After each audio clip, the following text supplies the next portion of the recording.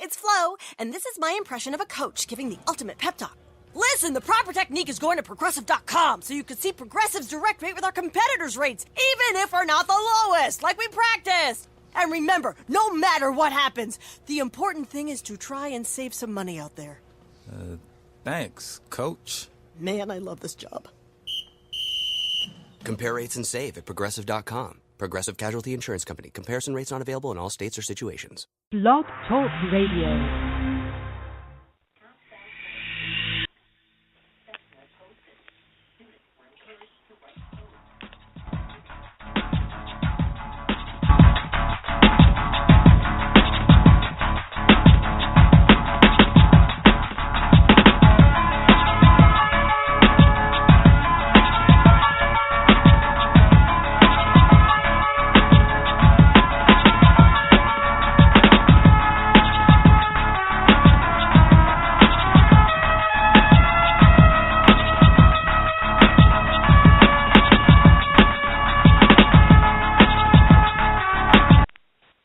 Welcome everybody, live. Yeah. This is Under the Mat Radio. This is your host, Tech, with co-host. NSC Game Boy, what it is, what it do. Yes, and also our lead correspondent. Shinley, the sensational one. How's everybody's weekend and week doing? And it's finally warm now. Yes, it is. Bye-bye snow and rain and sleet and hail and everything else. Thank everybody for listening. Today's episode is titled WrestleMania's Best because the topic today we'll be covering later on to the show. Previously, in a couple episodes before, we covered WrestleMania's worst, which was the worst WrestleManias, worst WrestleMania matches, storylines, etc., etc. But now at this time, we'll be talking about WrestleMania's best. You can call in, let us know what you thought was the best WrestleMania card, the best entrance, the best match, the best storyline, whatever's on your mind, fans. But before we do that, coming in also is a great guest that we have, a good buddy of ours. He is currently a great manager under Ring of Honor Wrestling, and he manages a past guest of ours, Moose. He's none other than Stokely Hathaway. We'll be bringing him in momentarily. But, of course, fans, Under the Mat Radio, you can follow us on Facebook, on our like page and Facebook page. Just type in the show name, Under the Mat Radio. You can follow us on Twitter at @tech_UTMR. You can follow NSC Game Boy at NSC Game Boy, spelled correctly, please.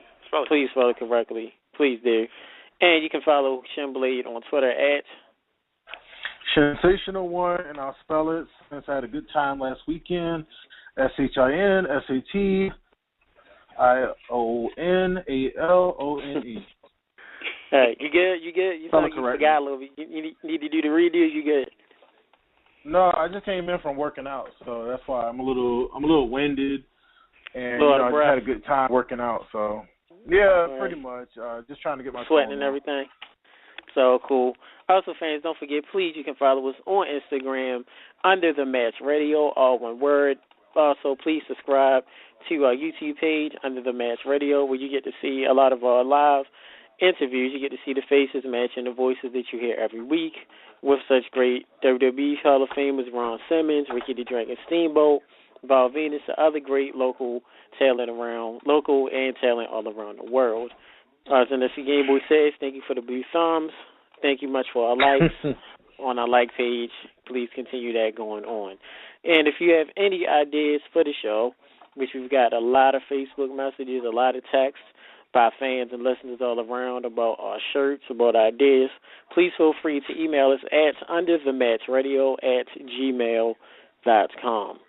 Before that being said, before we bring in Stokely Hathaway, NSC Game Boy, Shin, any quick words?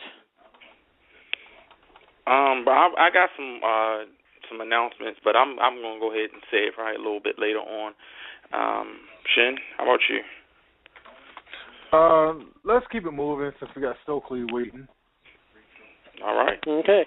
Well, without further ado, everybody, bringing in right now is the man himself, the man of the hour, current Ring of Honor manager, great guy, good buddy of ours, manager Moose, Stokely Hathaway. Welcome to you Under the Match Radio. Thank you, guys. I appreciate it. It's a pleasure to be on. All right. Was that intro good enough for you? Yeah, man, that was perfect. Okay. That was good. Well, before we start off, and I'll turn it over to NFC Game Boy and Shin, want to give you justice. Give an introduction for yourself. We already did a little introduction, but for those of you, all those that are listening, let them know who you are in detail and what else you did. Sure. Again, my name is Stokely Hathaway. I am the leader of, as we like to call it, the Moose Nation. So that is me, Moose, and Beta Scott. So, we're just trying to take Moose to the top of Ring of Honor. And so, of course, that means that our sights are set on the Ring of Honor World Championship. All right. Think like that. Definitely do. NFC Game Boy? Well, can I call you, Stokely? What's Hathaway? How you like to be called, man? You can call me Stokely. I mean, I have several different names that I like to call myself. If you watch the Ring of Honor videos on YouTube, or if you've seen the blogs, I refer to myself as Big Stoke, the Bobby Brown of Ring of Honor, the Love King, Escobar Bundles, the Young Mike Tyson. So, Stokely or Big Stoke is cool. Okay, I'm not gonna call you Big Stokely. You go. When you call yourself the Bobby Brown of Ring of Honor, are you talking about the current Bobby Brown, or are you talking about the late '80s Bobby Brown? Oh, the late '80s Bobby Brown. No. Okay. Late '80s. Yeah, in no way, shape, or form am I the current Bobby Brown. And I say that, because every step Moose takes, I'm right there by his side. So that's just a little moniker that I came up with. But of course, if you think about New Edition or Jodeci, whenever there's a group, or whenever there was a group, the focus was always on Bobby Brown as well. So, that's why I call myself that. So you were Devontae from Jodeci. Yeah. I'm sorry, not I'm sorry. I meant not. I'm sorry. I was just watching a Jodeci clip earlier, so man, I got my '90s R&B mixed up. Not Jodeci. Now I'm blanking out. New Edition and what was the other group he was in? Which one? Bobby Brown was in? Yeah. Bill DeVoe? There we go. That's what I was thinking of. Okay, there we go. Poison? Yeah. But, Jodeci, I don't know if I would really put my name in Jodeci. They're struggling right now. They actually have a new album coming out, which I'm looking forward to. But, I wouldn't put my name on Jodeci. Have you all seen the clip where they're singing? And I can't remember which one, but one of the brothers just is falling out, and the other one just keeps on singing. You know what I'm talking about? No. I actually seen the clip a long time ago where what was it? Casey and JoJo was singing in front of the 4 kids in California, and Casey got a little too sexual with himself, and it caused a big controversy 15 years ago. Really? I seen that clip.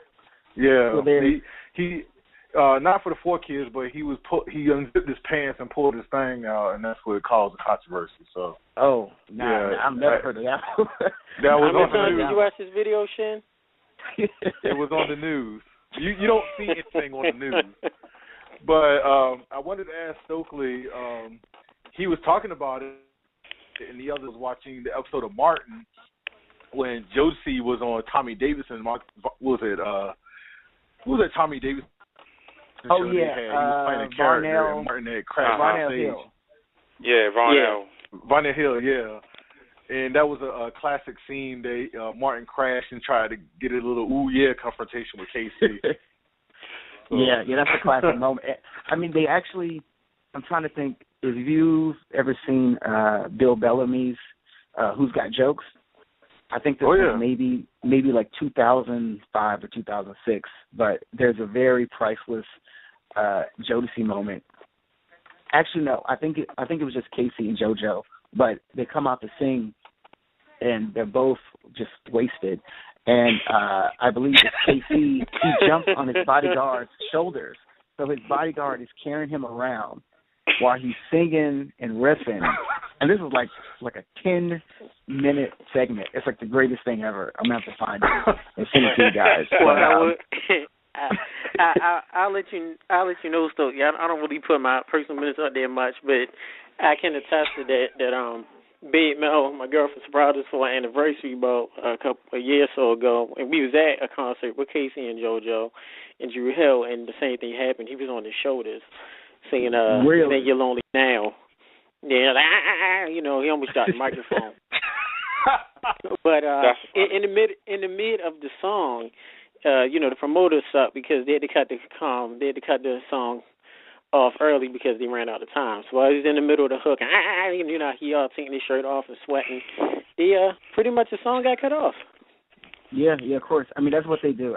I mean, you have to love those dudes. I mean, that's just hilarity at its finest. So I'm sorry. I didn't mean to take it into a late '90s conversation. No, I know you guys want to talk about wrestling we or do whatever. things like that on the show.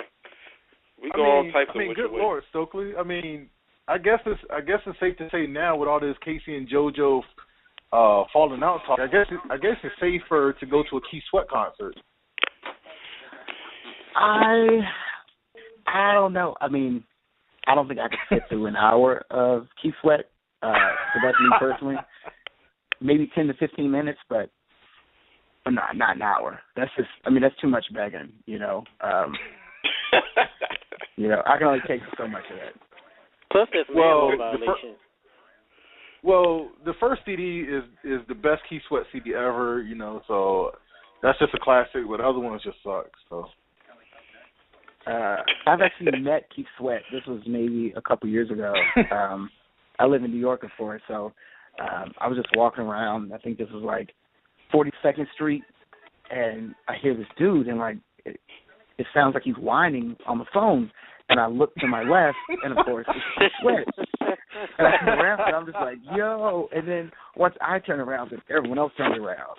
And then, he said hi or whatever, but then after that, he dipped. But it was just pretty wild to, just be walking, minding my own business, and Keith Sweat is there on the phone, whining to whoever. But, yeah, that memory holds a special place in my heart. That's the new single. Okay, well, with that, Society again, boy. Are all the New Jack Swing era groups of singers, Mint Condition, Jodeci, Silk, Adjet, all those dudes, Boys the Men, Babyface. If you could have any one of those guys write a theme song for you for Ring of Honor, who would you pick and why?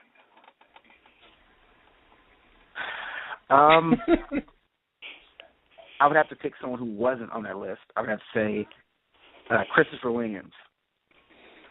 Wow. Oh, Dreaming there? Yeah. Dreaming? I mean, he would be doing a Dreaming remix because that song is my jam. I mean, when you think about New Jack City, that's the song that pops up. That's an awesome. Yeah, movie. that's true. That and I Want to Sex You Up, Color Me Bad.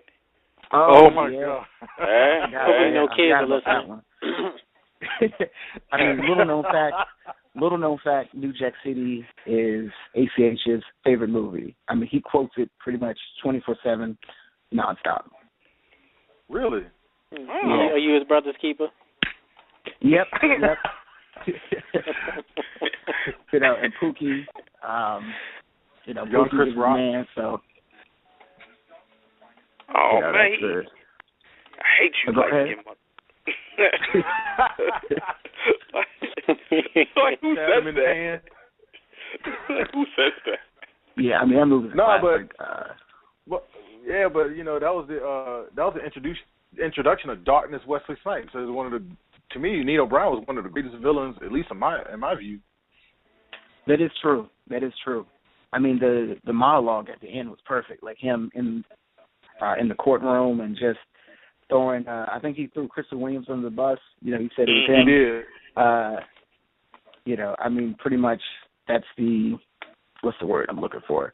When you think about a drug dealer and him, potentially getting locked up, that was just a perfect reaction, Of course, to blame someone else. And it was I would say that movie probably defined that era of, I would say, R&B and just, what was going on within the black community and everything else. That's why I remember it so fondly. Not to mention Levert. Not to mention Levert singing the little montage bridge. Oh, yeah. I forgot about that, too. Big ups to Levert. But again, I went off on a tangent. But yeah, if I had to pick one New Jack Swing artist to do my theme song, it'd be Chris Williams. All right. That's surprising. What is he? I'm sure he's not too busy now. I'm sure you could probably hit him up, Stokely, You know what? I think he actually is busy. I follow him on Twitter, and he follows me back, which, I think is pretty cool. But he's always working. I always see him doing shows, and I think he was on some reality show a while back. I don't think it was Love and Hip Hop. I think it was Housewives of Atlanta, I think. God damn, he's still around? Yeah. He's still relevant? God damn. He's doing his thing. I think he resides in Jersey, but, I see his name everywhere. Like black don't crack, don't. Nope. Well, what about Stokely, Peebo Bryson, and James Ingram, those guys back in the day? You a fan Come of on, them? dog. I can't. No, I can't come out to no Peebo Bryson. Nah. So you need the help. Anyway, real quick, that being said, fans, just remind you. Oh, God. Of course, this is Under the Mat Radio. Yes, we talk about wrestling, but we talk about all other topics, too. If you want to call in to talk to Stokely Hathaway, or talk about music of the 90s or 80s, or James Ingram, or Peebo Bryson, or any other thing, Jeffrey Osborne. call in 347-677-1862. Jeffrey Osborne with his receding hairline. Yeah, 347-677-1862. We do have a caller. We're going to bring him in. All right, your code T40. Welcome to Under the Mat Radio with Stokely Hathaway. Might be Chris Williams. I have a question I asked once before to one of the Ring of Honor people. I'm going to ask it again. The question is, what's your favorite Mandy Leon story? Mandy Leon story? Thanks, Cheeky. I really don't have one, to be honest with you. Mandy is an excellent athlete. We train together briefly in the dojo. She is an extremely hard worker. I'm proud of everything that she's done thus far. But, I really don't have any stories. Sorry, man. Cheeky, do you have any other questions? Yeah, what type of disagreements do you get into with Moose? What'd you say? What type of disagreements have I gotten in? Yeah, with Moose. We've had very few disagreements or arguments. I would say, I always try to urge Moose to go above and beyond and to set his sights higher or to pretty much look above. I'm trying to think of the right way to put this. To focus more on his wins as opposed to focusing on the fans. So, perfect example, I think Moose is ready to challenge for the Ring of Honor World Championship. If you look at where he was last year to now, it's incredible. The improvement is there. The charisma is there. He's a little hesitant about having this open challenge or to say, hey, I want my shot. But that's the only, I would say, recent disagreement that we've had. But I think he's ready, and it's not up to me. It's up to Moose and, of course, the matchmaker, Nigel McGuinness. All right. All right. Cheeky, thanks much, buddy. Thank you. Thank you. All right. Stokely, we have another caller, and I'm not sure what happened to him. Okay. Well, I got a question. He dropped. Sure. Go ahead, Shane.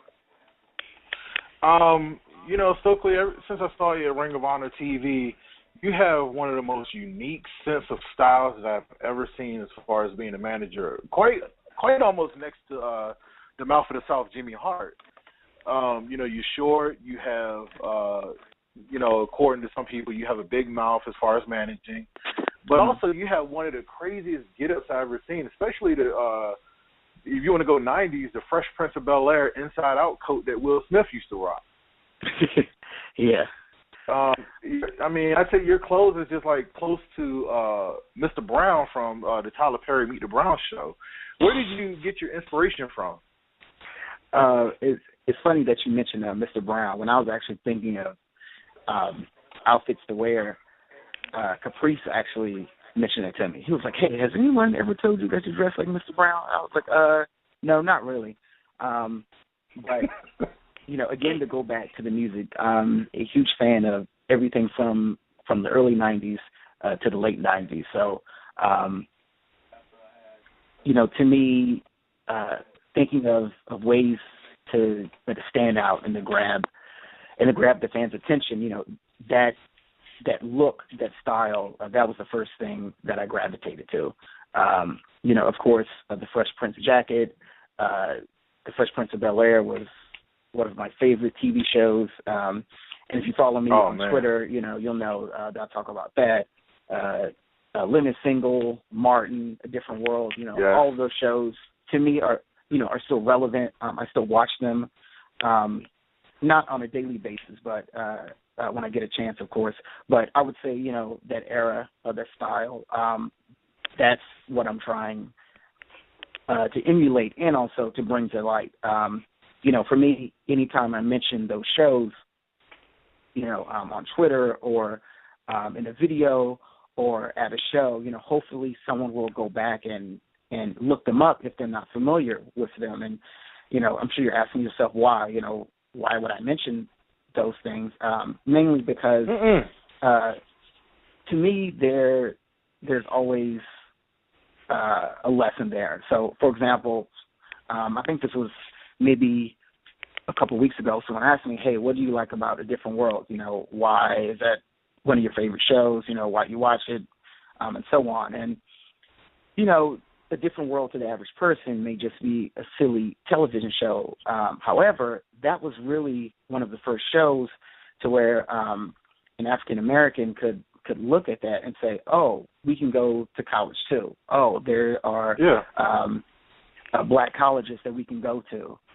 This is what happens when you enroll in a black college. These are the people that you may meet." So, for me, there is a bigger picture. I was always taught that when you get into a position and you have influence, you should try to share positive influences.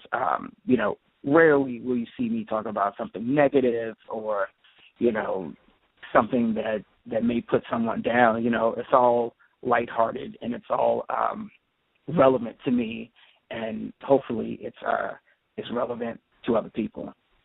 So I hope I answered your question. You did, and I wanted to ask you on a follow-up. You said Fresh Prince of Bel-Air because that was one of my favorite shows growing up, along with the first, second seasons of A Different World when Lisa Bonet and it was like white people and the Wayans brothers was up there. The Wayans family was up there. I wanted to ask you for a fun fact. What was your favorite Fresh Prince episode? Let me see. I would say it was probably the episode where Ice Tray came to visit. I think that was the first season. And Ice Tray was played by Don Cheadle. Yeah. Don Cheadle. And basically the premise was that Will's friend came to visit. He was from the quote unquote of the hood. He showed up and everyone was real apprehensive, to meet him. And the lesson in that was that he was actually more intelligent than Carlton and his friends and everyone else who was supposedly like smart. So, that episode always stuck out to me for some reason.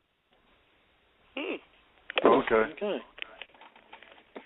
Speaking of that, tell us about your love for your buddy, as you call him, Cornflake from Fresh Prince of Bel-Air. Was he one of your favorite characters?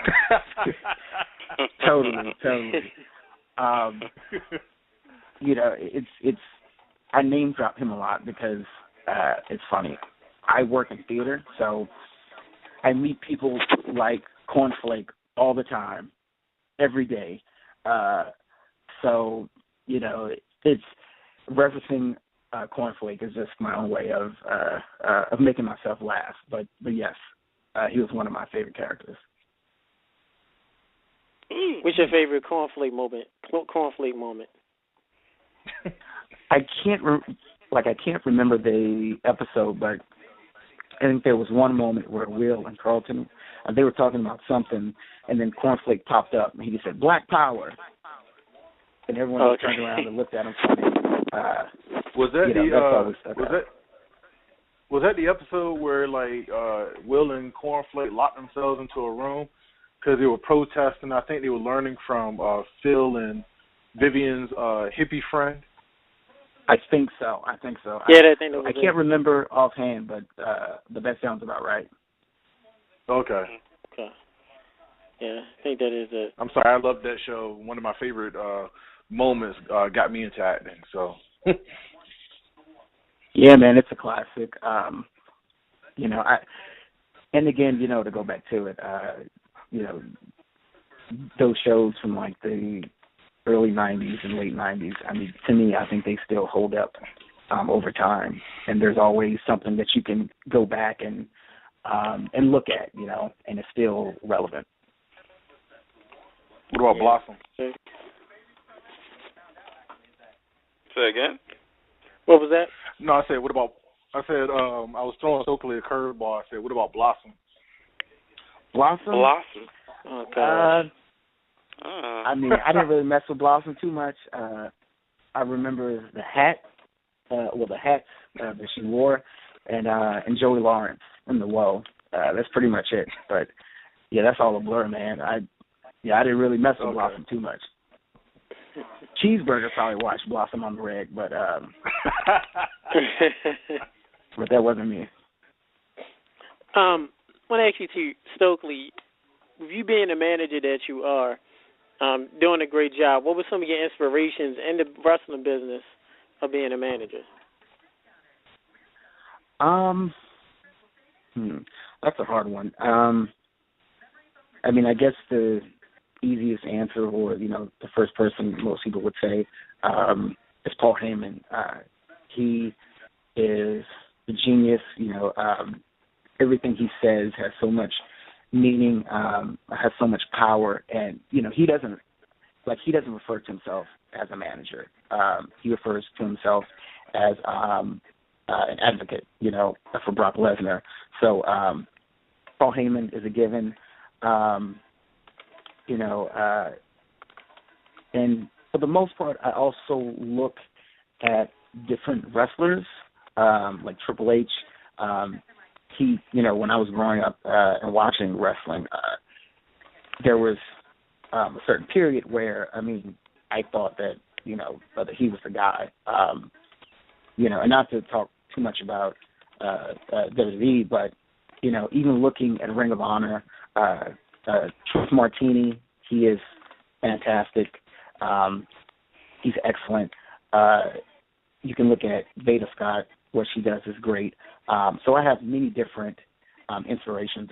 It's not just one person or one thing, but it's a collection of people, wrestlers, managers that I look at. And, if I'm a firm believer that if someone is on TV or if they're in a specific role that's high up, then they are there for a reason. So I try to look at the positives there and say, oh well, they're doing this promo. for some reason it sounds really good because of this, and that. Maybe I should try that, you know. But yeah, there's multiple people, multiple things. All right. So, what was were you a fan of Reverend Slick, the Slickster, back in the WWF? I was. He actually came to mind when I was thinking of the different people. Yeah, man. I mean, I don't have any hair, but if I did, I mean, I'd be rocking the perm. So, you know, and Teddy Long. Oh my God, I can't believe I forgot about him. Actually met him in Atlanta. We had a recent Ring of Honor show. He's hilarious. You know, so much charisma. That's the type of person that when they walk into a room, you notice them right away. And that's what I want to be. Did Teddy Long teach you to dance? He did not. Yeah. He did not. But okay. I don't think he needs to teach anyone to dance. I think that it's embedded within him because every time I saw him walking in a different direction, I mean, you know, he kind of had that, you know, that George Jefferson thing going on. So, you know, the rhythm was always there. So all you have to do is watch him for like 5 or 10 minutes and, you know, you'll learn how to dance somehow. And tag team matches. Yeah, Speaking of dance, and going tag team matches and going 1-on-1 with the Undertaker. You know, that's what I think about when I hear the name Teddy Long. Okay. We do have a caller. I'm gonna bring him in. A second. Area code 443. Welcome to Under the Mat Radio with Stokely Hathaway.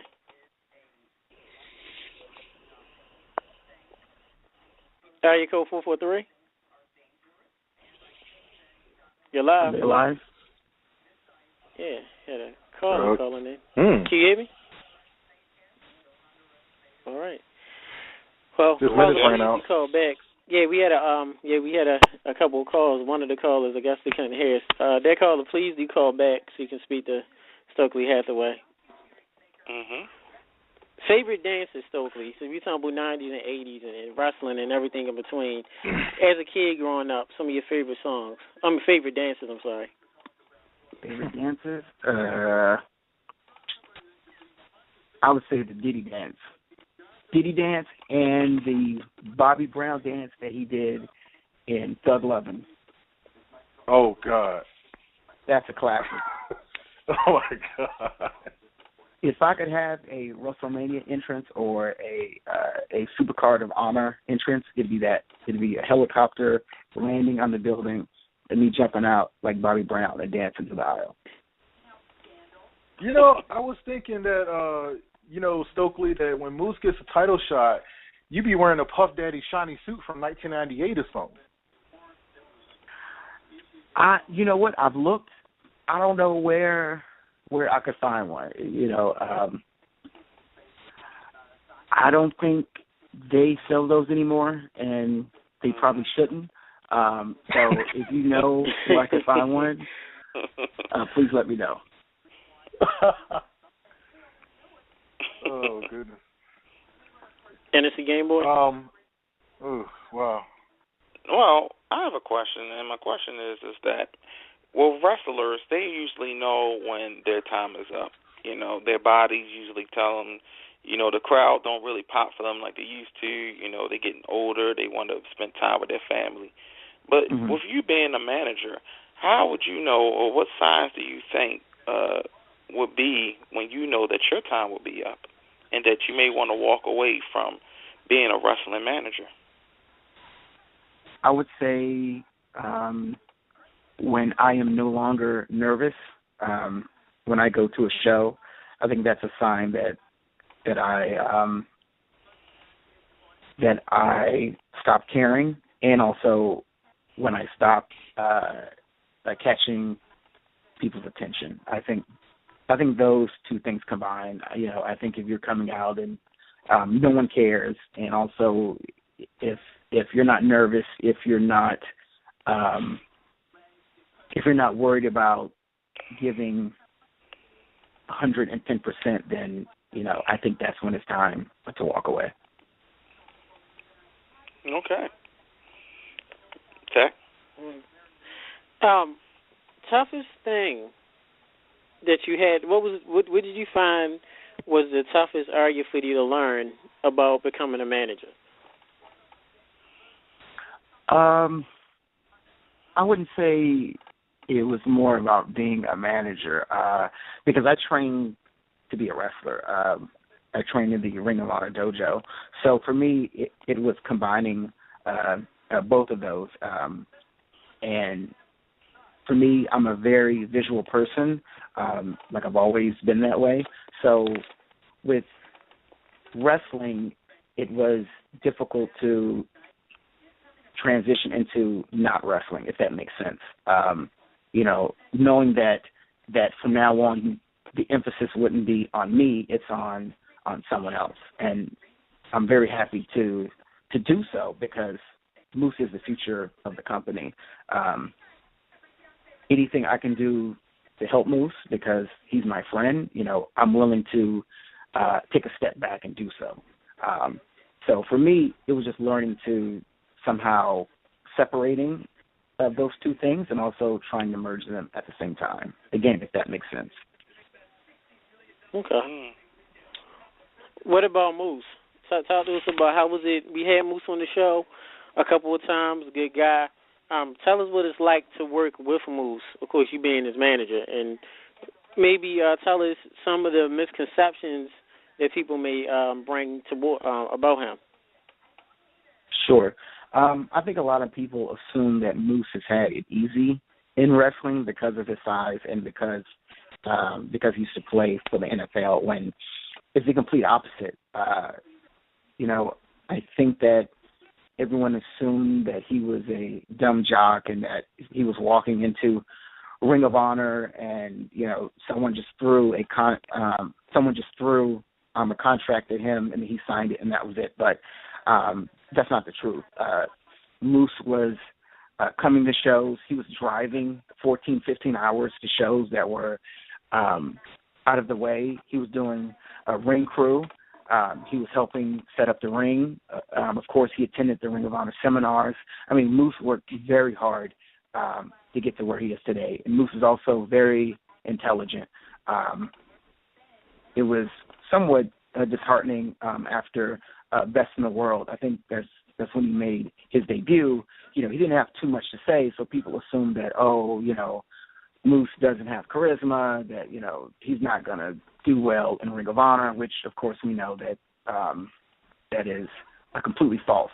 But, Moose had to work very hard to get to where he is today. And, he broke a lot of barriers. And, for some reason, that's not really heard. And I don't know, a lot of people just don't, they don't see that. But, now they're hearing it. NFC Game Boy? Well, that's the way to go and everything.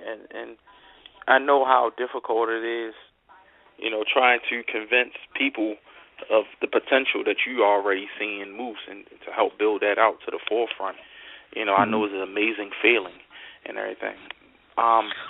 Well, and also, go ahead. And also, not to cut you off, but Moose and I are in a very unique position, and I would say Cheeseburger is probably going through the same thing.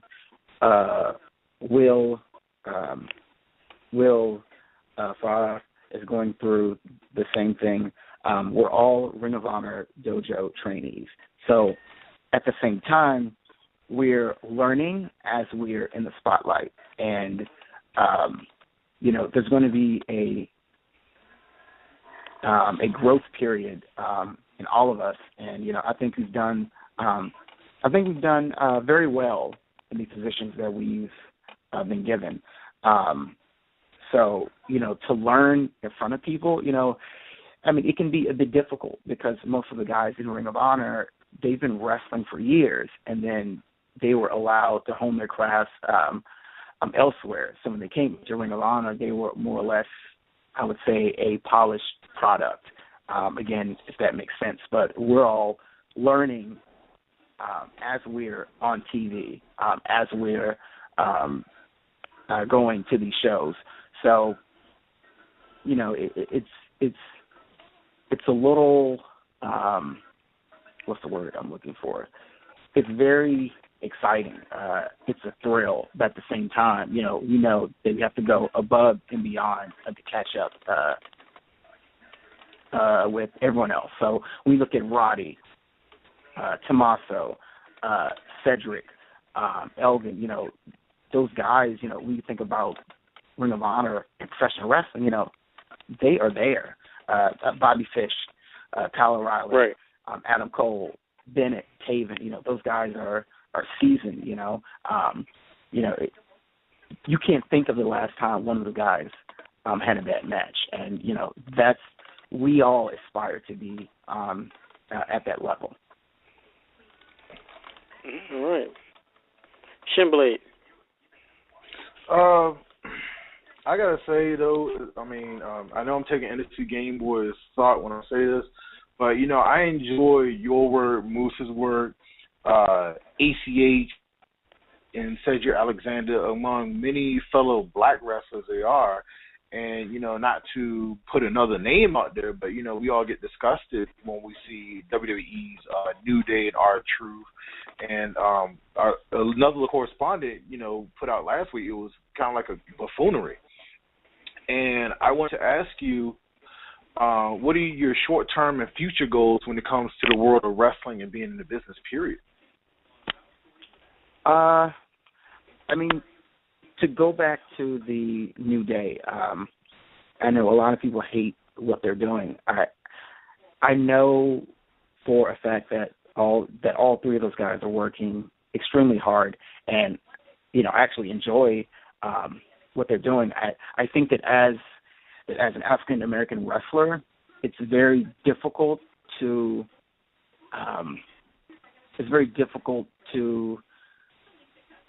transition to a character that everyone can kind of get.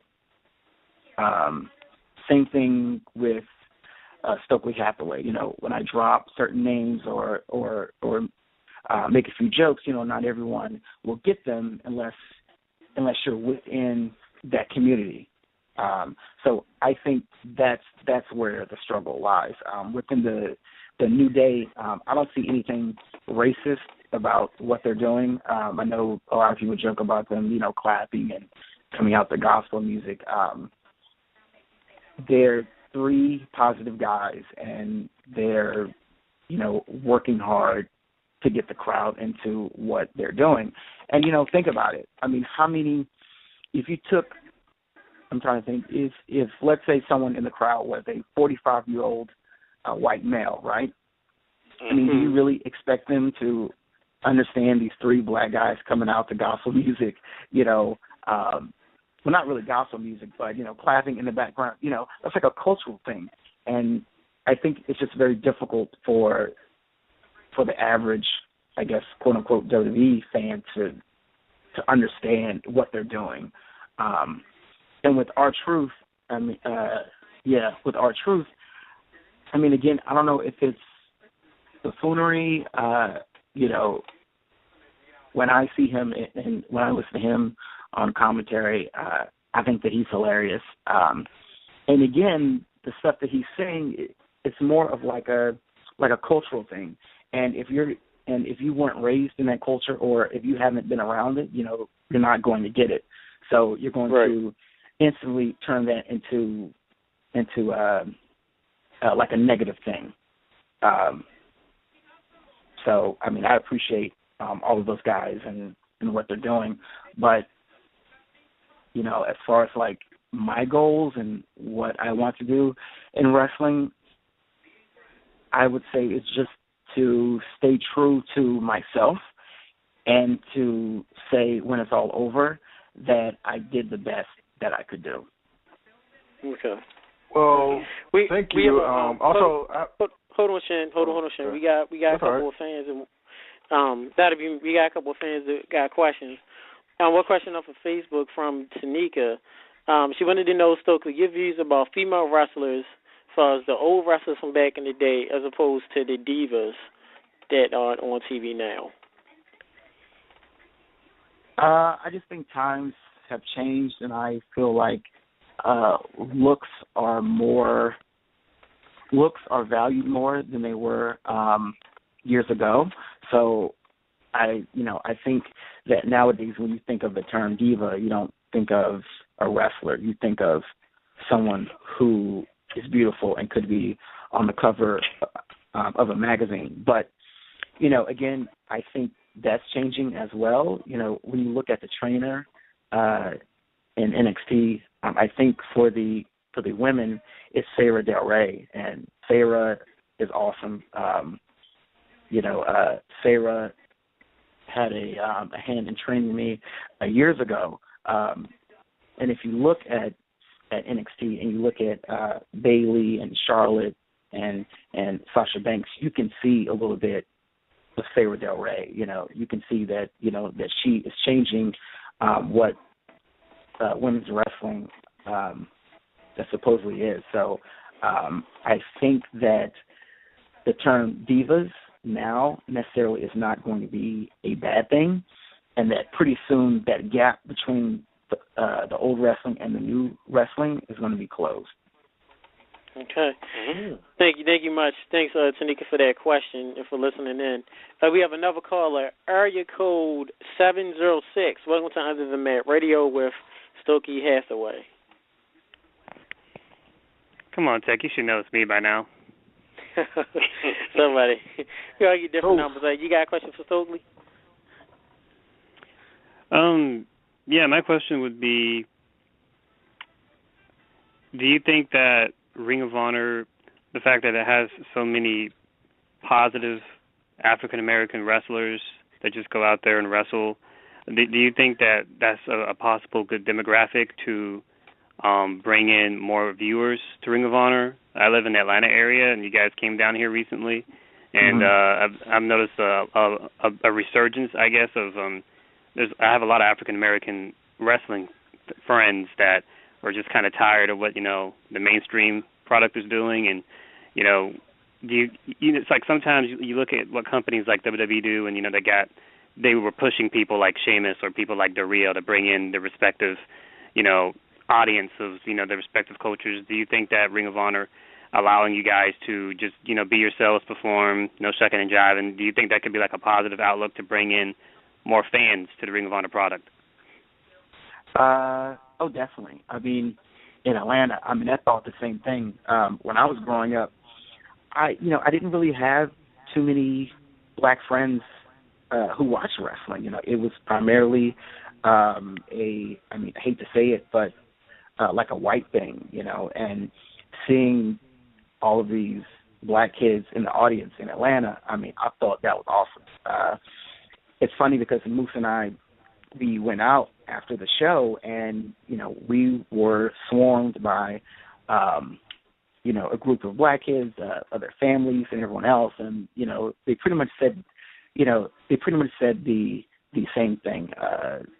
We appreciate the fact that you guys aren't coming out here with like chains and sagging pants and guns and trying to rap and do everything else.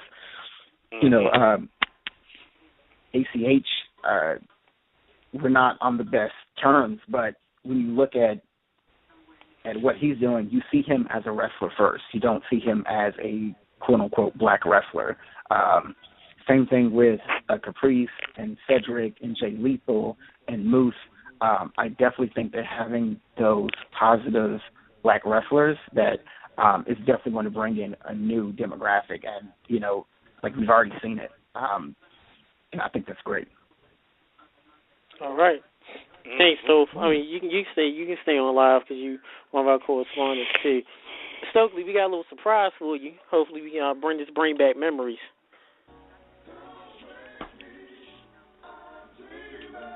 Really? There we go.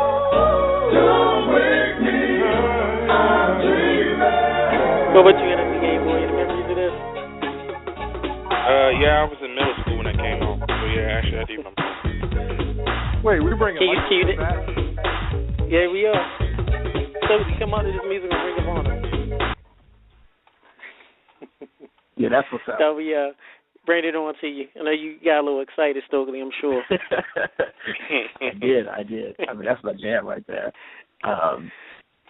Yeah. And the video was perfect. Just seeing him walking around on the streets of New York, I think, and then just random clips of New Jack City. That was pretty awesome. Oh, yes. Definitely. What character of New Jack City, or even do you consider yourself the most relatable? Who do you relate yourself more with? Got it, man. I don't know. I mean, that's a hard one.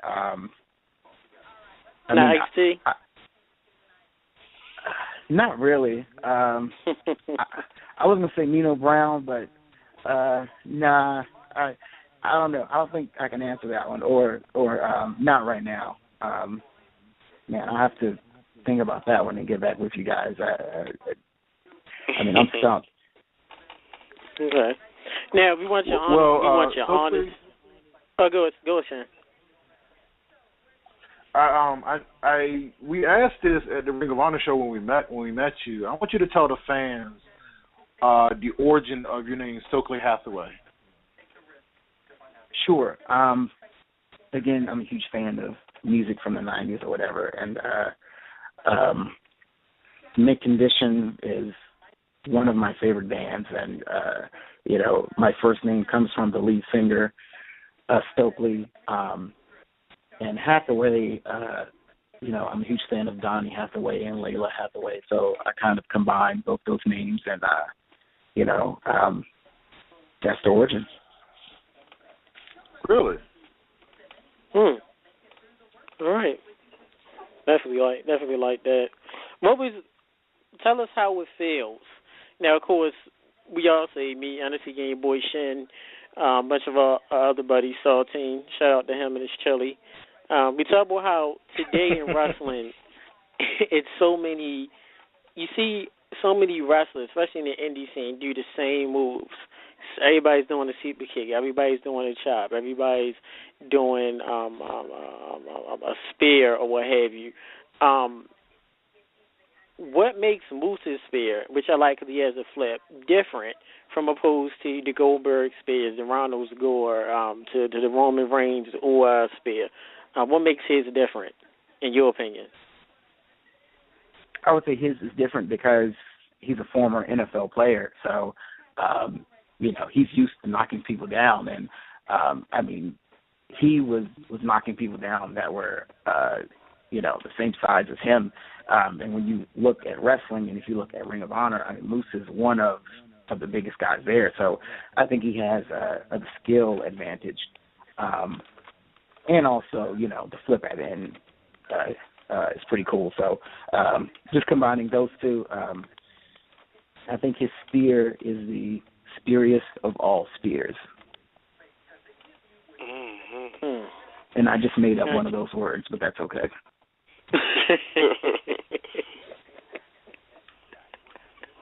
All right, go ahead, Shan. Before we wrap it up with Stokely. Okay, well, actually, Stokely, you came up with Layla Hathaway as being a fan of her. She's a very good singer. I was reminded of, this is 2000, so I still call it late 90s.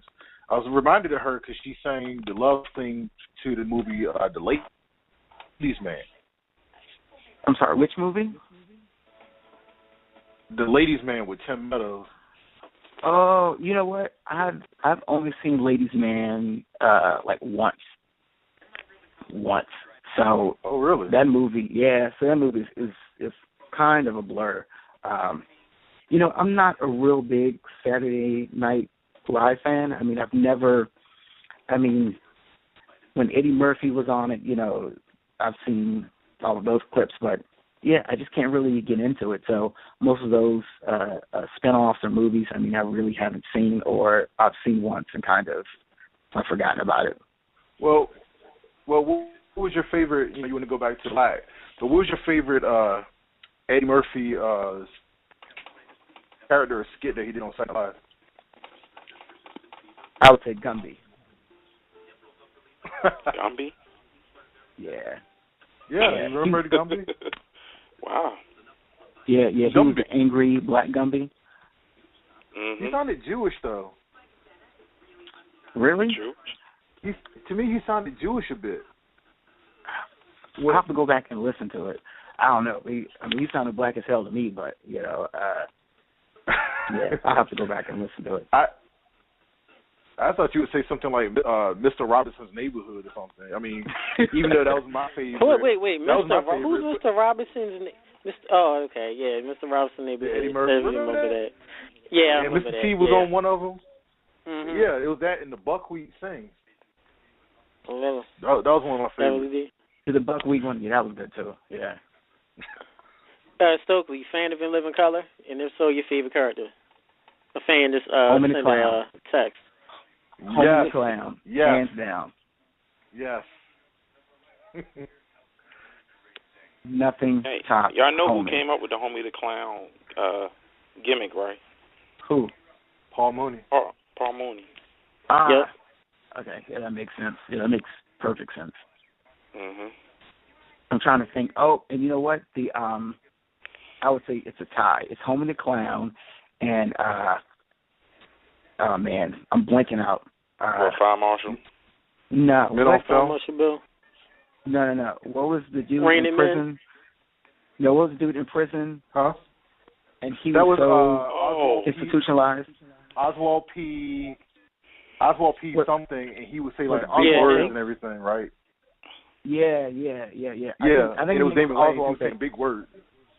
Yeah, he was saying big words, and they never made sense. He was using the wrong words. Yep, that's a classic. I thought you would say like David Allen Greer character Tiny, where he would just freak out and go nuts every now and then. Yeah, Tiny actually reminds me of my brother. I mean, that's sad to say, but you know, because when we were growing up, I mean, we would watch In Living Color all the time, and you know, I know Tiny would always have these crazy outbursts. He'd be like, "Yeah, I like these big breasts," and for some reason, my brother would just say that all the time, over and over and over. And there's nothing wrong with him, you know. He just, I don't know, for some reason at 5 years old, you know, he thought that was the funniest thing in the world to repeat. So, you know, I couldn't pick Tiny. Again, it's Oswald Bates and Home and the Clown. All right. Well, Stokely, I'm going to give you a little tip before. I'm going to give you a little tip just to close my thing out. David Allen Greer, I didn't think he was funny growing up, but now, like in retrospect, I think some of his stuff was. But if you ever get a chance, go on YouTube and look up David Allen Greer and type in Teddy Pendergrass, and you will find he is so hilarious when he does an impression of that. But you know what? He's also a very talented actor. I saw him in Porgy and Bess on Broadway, and I was blown away. Like, oh my God, you did? Yeah, like he held his own with, I think her name is, I'm blanking out again. I think it's Audra McDonald. Audra McDonald. Yeah, and Norm Lewis. And I mean, again, he was great. Like those three combined, I mean, they just stole the show. And it's funny because most people, when they think of David Allen Greer, you know, they think of comedy, but you know, he's also like a trained actor, and again, like he did his thing, and I would say that's probably one of the best plays I've seen live. Well, Stokely, before we let you go, we want to ask you, and this will be a segue to our next topic, is your thoughts of WrestleMania. Over the years, WrestleMania from 1 to, of course, 30, what would you say, in your opinion, was the best WrestleMania and why, before we let you go?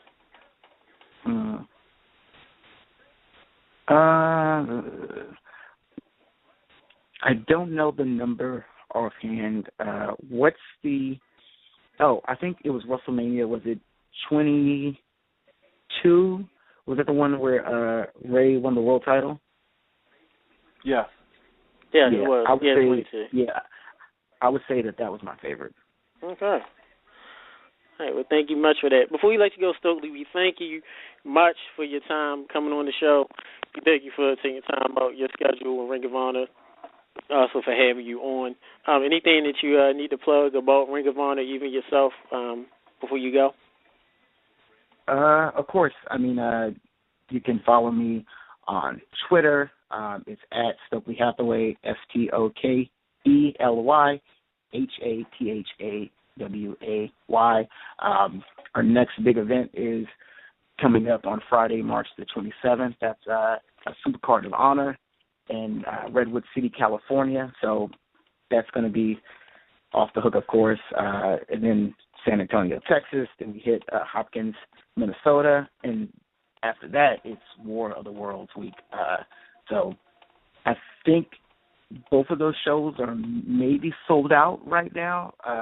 Night one, there's still maybe tickets. So if you're in the Philly area, you might want to jump on those pretty quickly. All right. Well, thanks, buddy, for being on the show. Thank you, Ring of Honor. Thanks a lot, man. No, man, thank you guys, and hopefully I'll be able to join you guys, sometime in the future. Yeah. All right, you playing a little theme song now. I'll give you a little outro.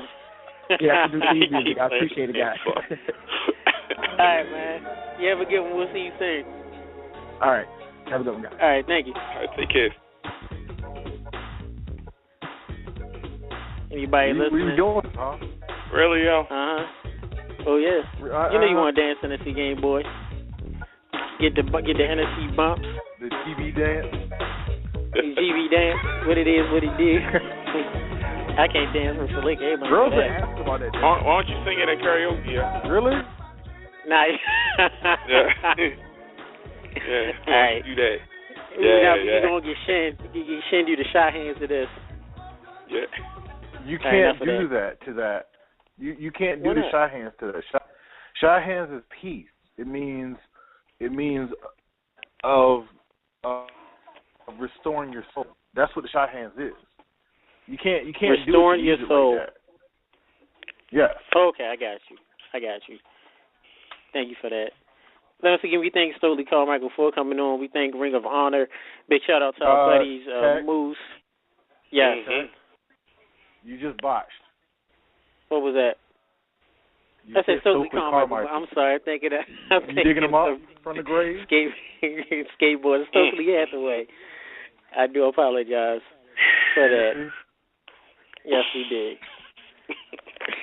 We have a caller, area code 412. Welcome to Under the Mat Radio. How you doing, guys? This is JD in Pittsburgh calling, first-time caller. Hey, man. Hey, how's it going? Not too bad. How you guys doing tonight? Doing well. Good. Good. Good. I was at Raw a couple of weeks ago, so that was pretty fun. But anyway, you guys were talking about earlier about the best WrestleMania matches, entrances, that sort of thing. I want to share my thoughts about that, if I could. Oh, yeah, go ahead. Well, before you do, I want to ask you, since you was at Raw in Pittsburgh, were you there during the Wiz Khalifa performance? Yes, unfortunately, I was 9 rows from the ring, and I saw it. It was pretty bad, though, needless to say. Okay. Well, we share the same sentiment. Yeah. Okay. So, but you're talking about the match. So, getting back to the matches and entrances and all that such, I got, you cannot argue. There's three matches that are still three of my favorites and entrances of all time. One of them has to be Ricky Steamboat and Randy Savage. The other one has to be the Iron Man match. And I would definitely say the whole CM Punk Undertaker thing a few years back. However, those are the three. I can name more, but those are some of my three favorite matches in WrestleMania history. The entrances, I would have to say Shawn Michaels from WrestleMania 12, the Ricky the Dragon Steamboat entrance from WrestleMania 3, I would say, and then the Ultimate Warrior from WrestleMania 6. If you ask me, those stand out for me. So, okay. I just want to give you my thoughts on that. That's fine. NFC Game Boy, what's your reaction to of his favorites? Some great picks. Actually, one of them was actually one of my picks. Of course, Ricky Dragon, Steamboat, and Savage. That match is quite legendary. To this day. Great picks, man. Great picks. Yes. All right. Fellas, what you think? So. I like you said, I definitely like his choices. I do want to ask you real quick before we let you go. Is sure. What's your viewpoints on this year's Mania? Are you looking forward to it? We talked to a lot of people inside the business. A lot of people in the business aren't really looking forward to this year. Some people are. What's your thoughts? I'm in a mixed bag, sort of. I mean, I think the ladder match is going to be a great match. I think that's going to steal the show. I think they should start it out with the ladder match because I think they can get the fans really excited. They could go 20, 25, 30 minutes with it. I think the Triple H Sting thing is going to be pretty good, too. I think the two matches they're going to really have a tough time selling, however, and they could be number 3 and 4 and 5 are obviously Cena, Rusev, Bray Wyatt, Taker, and Roman, and, of course, Brock. But I do see something coming out of that Brock match with Roman. I think you could see maybe Seth Rollins cash in Money in the Bank that night, maybe, or possibly the next night on Raw. We'll have to wait and see where they go from here. Well, everybody's been saying that. Everybody's been saying that because, not only a good friend of ours, Eric the cartoonist, who's been saying that, but it just seems right because honestly, nobody wants to see this match, but true blue WWE fans, and I said it last week that the only reason that would make me to see this match is Paul Heyman, because he cuts these killer promos every week, and usually when it comes to the Rumble winner and the champion, they interact in every way every week. I don't know if it's Brock Lesnar. Well, the promo he cut a couple weeks ago. Brock Lesnar with contract disputes. Yeah, the promo he cut. I was gonna say the promo he cut 2 weeks ago when he was here in Pittsburgh was phenomenal. I mean, it was incredible. I was there, and the fans were even talking about when they left the arena that night. But you talk about Brock and Roman and Heyman. Now, let me ask you guys this, and I'm going to listen in after I give you this question. Do you start the show this way next Monday in L.A. with those three? Do you wait till the end of the show, or what time do you put that on if you're WWE booking management? I just want to hear what you have to say about that, and I thank you for your time tonight. All right, top of the hour. Thanks, guys. All right. Top of 9 o'clock. Shin, you said top of the hour? Top of 9 o'clock because because you know that everybody really, really cares about Sting and Triple H. So I would say top of the second hour or maybe even the third hour because with Paul Heyman, everybody's going to listen, but really no one really cares. Okay, real quick, NFC Game Boy. I'm going to have to go with Shin on that one. I think top of the hour because, of course, everybody wants to see the beginning of Raw. By the time 9 o'clock comes, people won't be switching back and forth or changing their channels and stuff. Once they hear Paul Heyman come out there or see Paul Heyman come out there, they already know they're going to get their money's worth. So I agree. Okay. I agree with Shin. I definitely do. Top of the hour at 9 p.m. We'd start Raw off different instead of a 20 or 30-minute long promo. Started off with a lot of action, and then, like you said, 9 p.m. we'll start it off. We have another caller, area code 860. Welcome to the Matt Radio. Yeah, what's up, man? It's Nate. What's up? Hey, Nate. What's going on, buddy? Hey, Nate. Yep. Hey, what's going on? What's going on? Nate, Were you guys talking about the best WrestleManias or something? Yeah, the best WrestleManias. In your view. I think my favorite one still is WrestleMania 10 because you had the whole thing with, Bret and Owen, and then you had the Yokozuna, the Lex Luger, and, Bret winning at the end, and then Razor Ramon and Shawn Michaels for the ladder match for the IC title. So I think that's still, one of my favorite WrestleManias of all time. Okay. Any second favorite? All right. Second favorite. I think WrestleMania 13 because Bret and Austin and stuff like that. The double turn with that, and I don't know. I like the older WrestleManias. The newer ones I didn't really like to. I don't know, but I don't know. Probably 10 and then number 13. I don't know. The newer WrestleManias, it doesn't have the same feel. I don't know why, but I just like the old stuff. I think it's because we're all old. Yeah, I know. Yeah, And plus you had WCW, you had the competition, the Monday Night Wars and all that. Now it's there's no competition, so they really don't have to put on their best efforts and stuff like that. But I mean for overall favorite moment, I don't care what anybody says, it's WrestleMania 20, how it ended with Benoit winning, and then Eddie and Benoit, at the end hugging and stuff like that. WWE will never acknowledge it, but I still think that's one of the greatest WrestleMania moments. Well, are you trying to tank our show? Huh? We don't get affected by it. Are you trying to tank our show? We're not WWE. Yeah. Continue that. Yeah, I don't know. Because I don't know. Keep going. Just to let fans know that WWE fails to exist, that Chris Benoit existed, and nonetheless wrestled in WrestleMania 20. If you look at the description, WrestleMania 20, it was a triple threat match. I do know we have new listeners, so I'll explain what a triple threat match is. It's a three-way. Not like that. It is. You have three guys participate in the ring, and the first man to score a pinfall submission wins. Of course, hence the word three men.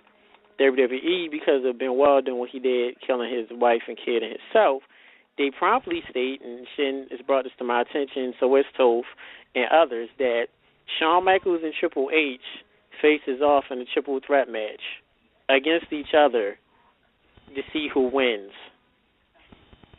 Oh, God. Yeah, and they said watch out for the third guy. They didn't say who the third guy was. It was on a plane. It was on a card, a wrestling card. Yeah, watch out for the third guy who doesn't exist. Yeah, I'm like, come on. I mean, I know what Benoit did was wrong, but you can't put the whole blame on him. I mean, you got to go back and watch Benoit's last match. He took that flying headbutt, the double knees to the head. I think the guy had a concussion, and then we don't know what happened in the final days. We don't know if Nancy was beating on him, having an argument, and Benoit just out of rage just knocked her out, killed her, and then Benoit went in panic mode, didn't know what to do, and ended up having to kill his son and then kill himself. You can't be judge and executioner and stuff. It's still wrong what he did, but there's some blame on the WWE, not just Benoit. That's why I say there should be an off season for wrestlers, because they need time off to heal their bodies and stuff. I mean, you look at like Randy Orton. I was watching Randy Orton in an interview. He broke his clavicle. He took time off. He said that was the best time ever. You can see his kid and stuff like that. He says, I can't wait till the day I break my other clavicle so I can take a couple more months off. So it's like some of these guys, they need time off. And I think Benoit it was proven in his brain scan. He had like a brain of an 80-year-old Alzheimer's patient or something. So, but like I said, I can always respect Benoit as a wrestler, but not as a human being. Man, this is a great conversation to eat ice cream too. You guys keep on going, man. Hey, Ric Flair, pick up the bar tab. Woo! Yeah. Well, I will say this, Nate, before you leave, that one of my favorite Benoit matches was Benoit versus Angle in WrestleMania 17. That was a very underrated, a sleeper match. I think it was underrated, and I thought it was a good match. Yeah, even speaking of Kurt Angle and Benoit, Jim Ross was even saying Jim Ross brought up on his podcast to Kurt Angle. He said, "Hey, you guys used to put good matches about Benoit," and then Kurt Angle's like, "Oh my God!" It's like taboo. You cannot say the guy's name. It's like wow. It's like Bloody whatever. Murray. Yeah. Well, Candyman. So it's like shout out to Tony.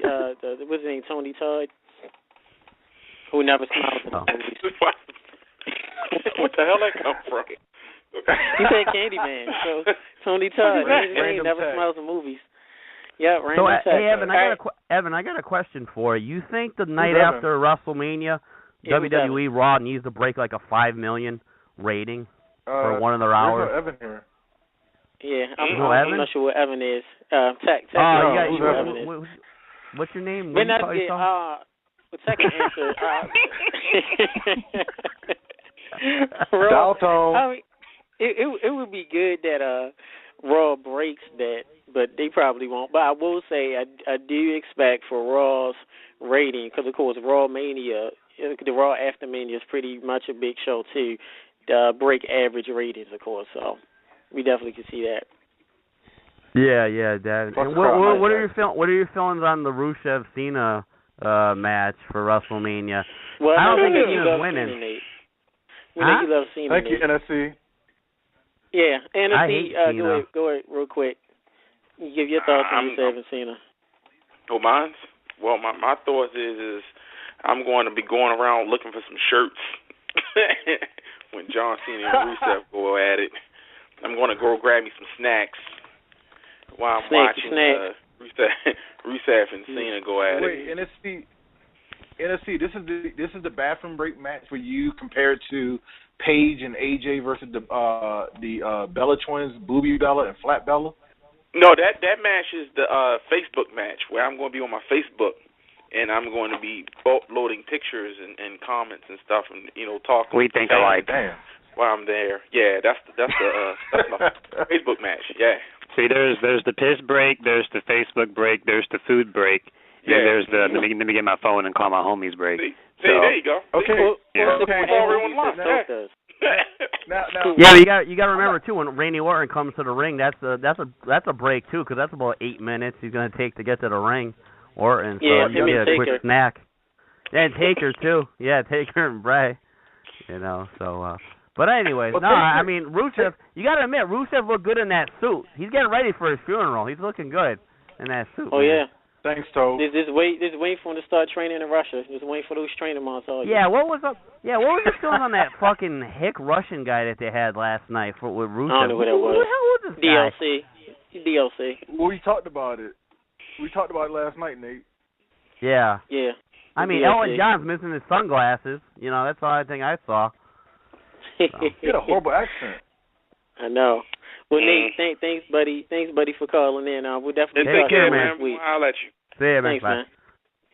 Breaking news. All right, just as we are talking about WrestleMania, I just want to remind everybody before we go back to the current topic of best WrestleManias, is that next week, of course, we have a regular show on Tuesdays, live, 7 p.m. to 9 p.m. Eastern Time. But also, don't forget, next Wednesday, we will have a special episode of Under the Mat Radio. It will be 6 p.m., yes, 6 p.m. to 8 p.m. Eastern Time. It will be entitled Another Great Debate with our good buddy from Pro Wrestling Report, David Hero. We will be doing a monthly debate series now, and this debate will be entitled Triple H versus Sting. And yes, yours truly, of course, Tech, NFC Game Boy, Toph, Shinblade, others will be calling in with David Hero to discuss paralleling their careers, who had the best career, who had the most successful. So please don't forget about that great extra episode. That being said, we're going to bring in another caller. Bringing in Saltine now. What's going on, buddy? Under the Mat Radio. What's up, guys? How you doing? Doing good. Awesome. Doing good. So what y'all talking about up in here?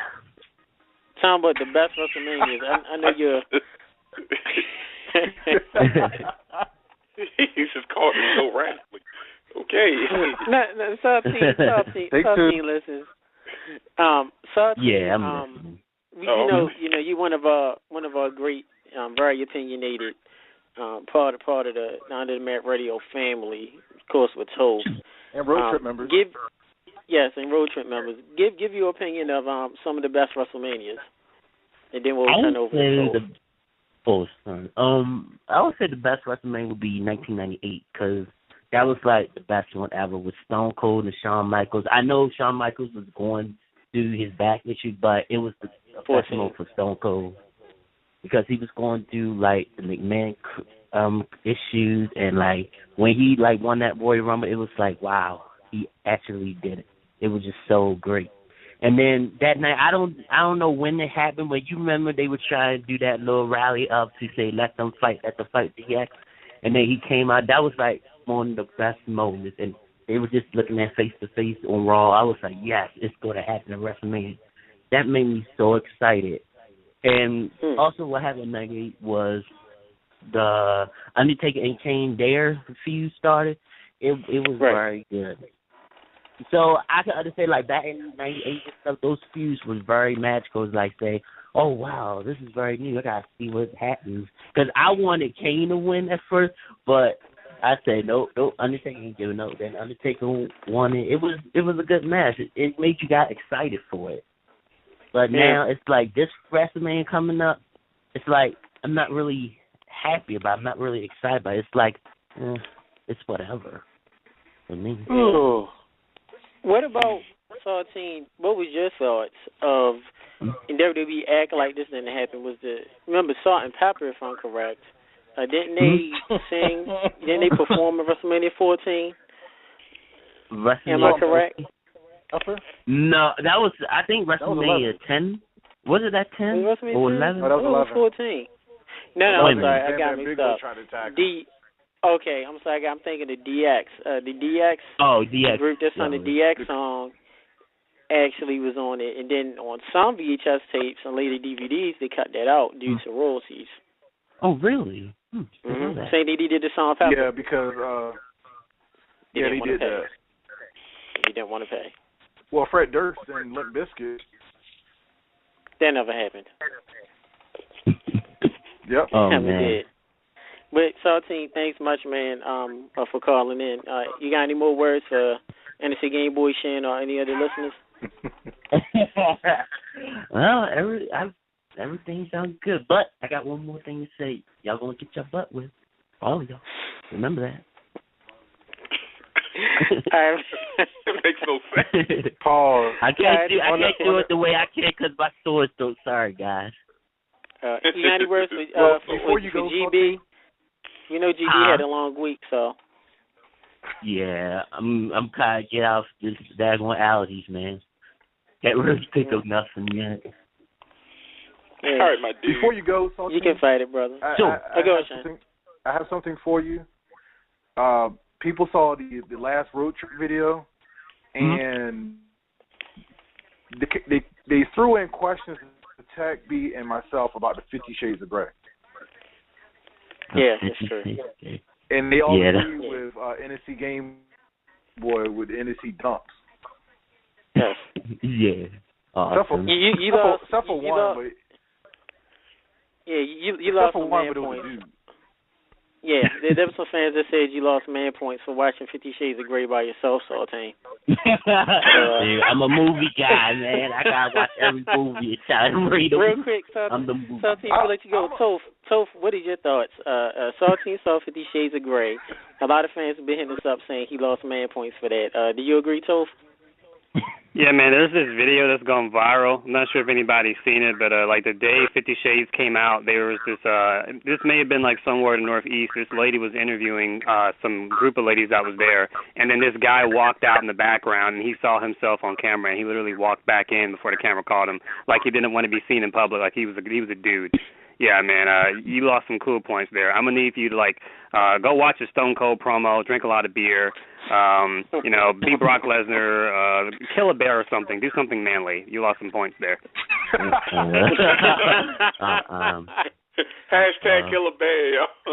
Hashtag kill a bear. Kill a bear, yo. They go kill a bear. Yeah, we hope. I gotta use that. That's good. Who Peter not listening. Trending now. Yes. Saltine, any last words? Will we bring it to the next caller? Everything's good, man. Thanks for the call and everything, man. All right, man. Thanks so much for calling. Take care, man. Hey, don't kill Bambi though. We don't need another sequel. Yeah. Let's not forget Little Fitz' mom from Land Before Time. Oh, yeah. Oh, God. Yeah. All right, buddy. Thanks for calling in, Saltine. All right, peace, guys. All right. Okay, bringing in another caller, 443 area code. Live on Under the Mat Radio. Am I live? Yes, you are. Yeah. How you doing, man? I'm doing all right. This is Larry Mercer from ROH. Hey, buddy. How you feeling? Hey, what's going on? Doing all right. I actually, I guess I missed the portion where Stokely Hathaway was on a little bit earlier, and I thought that if I clicked the link that I would be able to start the show from the beginning, but I wasn't able to, so I figured I would just listen and, contribute until, I guess, after the show is completed, then I can go back and listen to Stokely's part. Is that how it works? Oh, yeah. Yeah, you can do that. Yeah, so I missed Stokely's part, but that's the main reason I wanted to call in is to hear what he had to say. But I also want to chime in on the topic because I think you were talking about the greatest WrestleManias of all time. Yeah. So I guess for me, I'm really partial to WrestleMania 7. It maybe was the first WrestleMania that I ever rented from the video store when I was growing up.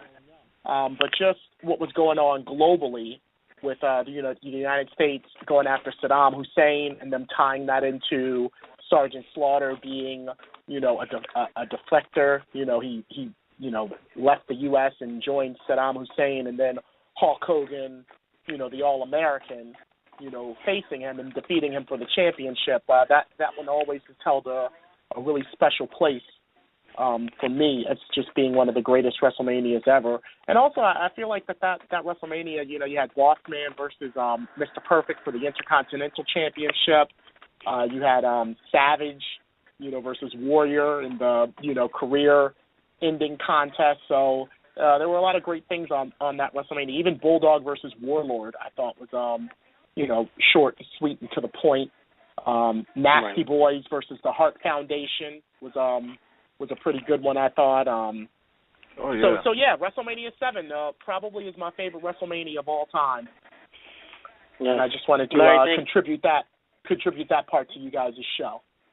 Thanks much, man. Thank you, WD, we're gonna love it. We're gonna go ahead and put you on mute. You can still listen, and we're not going to kill your line.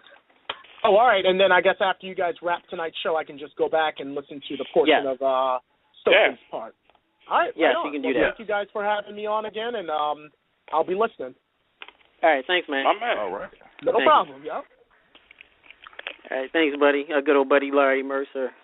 Good old great correspondent of Ring of Honor. You'll see him on TV doing interviews and giving updates of Ring of Honor wrestling. I don't know how to do that little voice they did. He's pretty good. Bringing in another caller. What'd you say? What? The wrestling. Wrestling. Yes, wrestling. You say you tried to do it. Okay. Oh, yeah. All right, bringing in another caller real quick. Our good old buddy, General T-Storm. You wanted to talk for about 2 minutes about your best WrestleMania and give a real quick review of this past ACW event. Go ahead. Hey, boys. Hey, what's going on? Hey, how's it going? Well, thanks for the introduction. And Friday night was fun, especially with him being in the video. Best WrestleMania? Man, there's a lot. But I would say the one of possibly this year of WrestleMania. Oh my God. Damn it, I just had it and I lost it. Damn. The night when Shawn Michaels had that match against Undertaker. I mean, two great legends, right? Which one was it? I mean, Undertaker, the dead man. Shawn Michaels, the one who calls himself Mr. WrestleMania. It's the best match.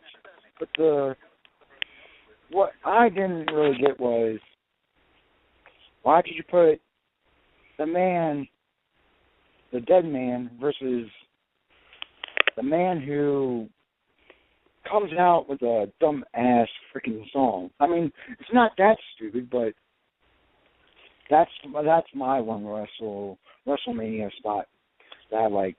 But when that just happened of 2014, I liked it. Of when, oh my God. So you like when Brock Lesnar defeated The Undertaker?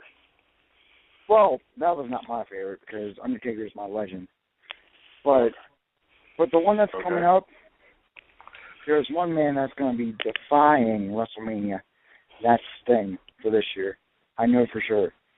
Because WCW, Sting's my legend.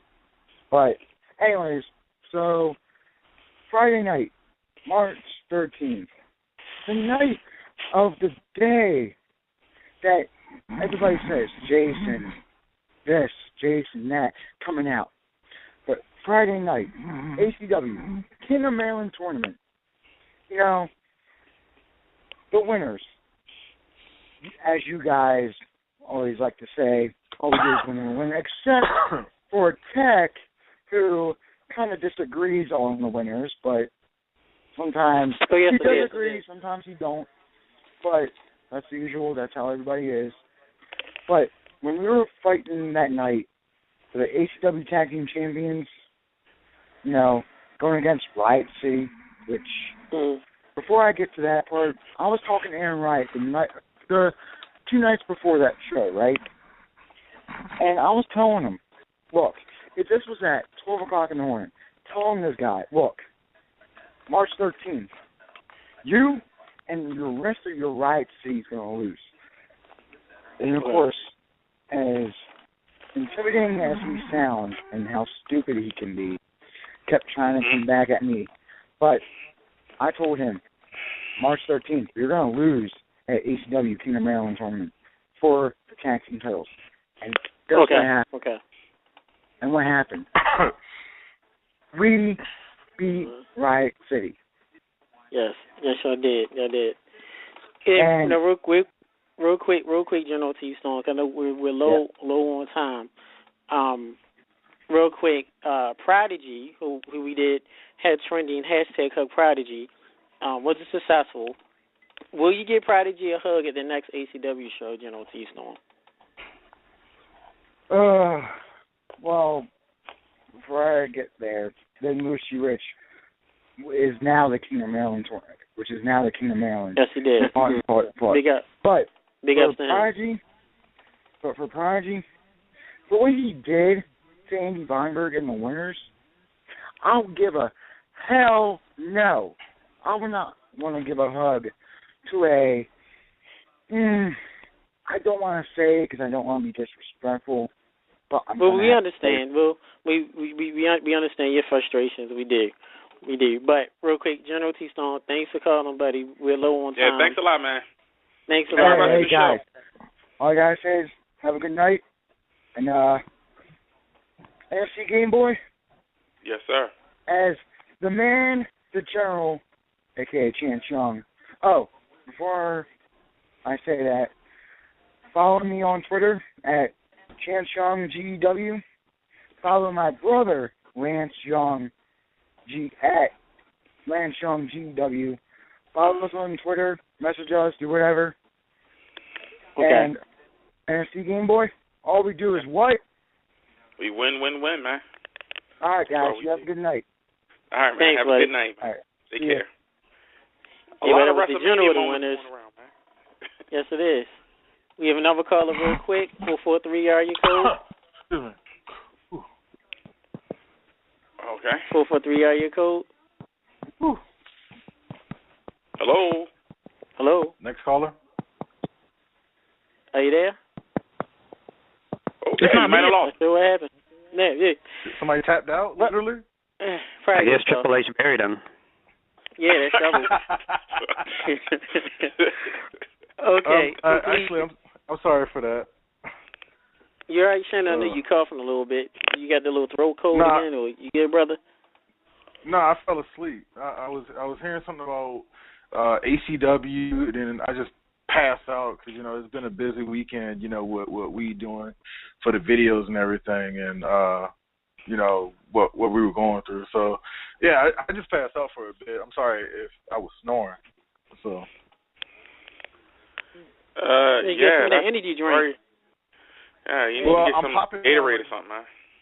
Yeah, I'm popping one right now. So popping what? Rockstar.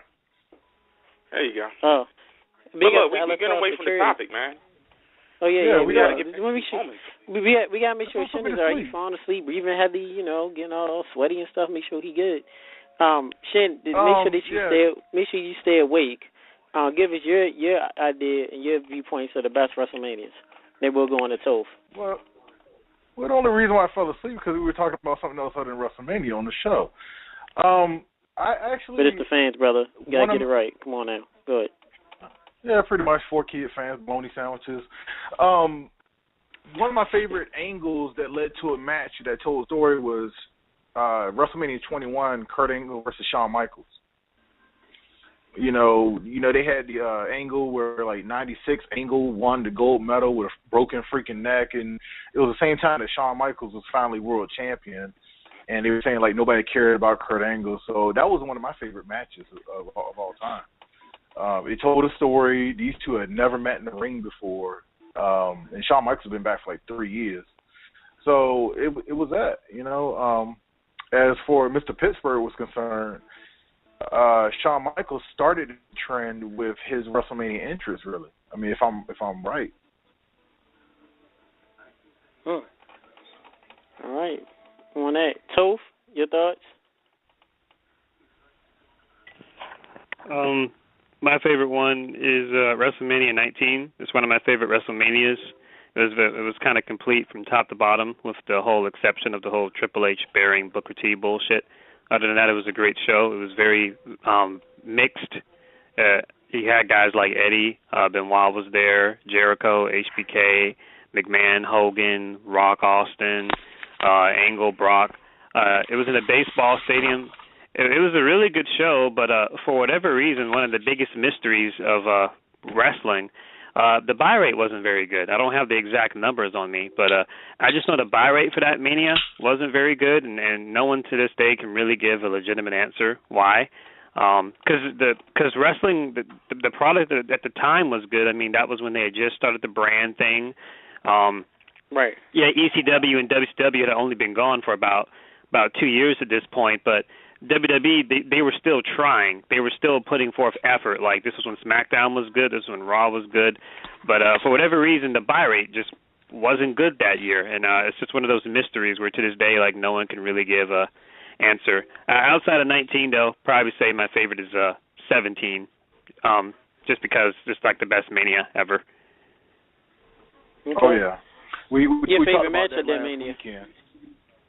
My favorite match of that Mania probably would have to be the TLC match, which would have been TLC 2, because the first one was at SummerSlam, I think. I liked it because the three teams going in each had a partner with them. Like the Dudleys had Spike, and Edge and Christian had Rhino, and the Hardys had Lita. Everyone did their spots. It was one of the few ladder matches where like everybody looked good, everyone was able to do their spots, and it was really cool. All right. NFC Game Boy.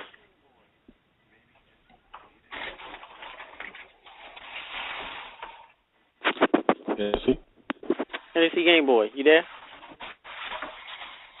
I know. I'm here. I'm sitting up here and I'm thinking myself. I hear y'all. And I'm thinking it's kind of a hard question for me because I like so many WrestleManias, but I haven't really never liked a whole WrestleMania show. It's usually like bits and pieces of WrestleMania that I like. I'm the casual fan. Everybody else is the technical and the super fans and stuff. I'm just pretty much watch it and I enjoy it. And sometimes you might not. Sometimes you do. Yeah.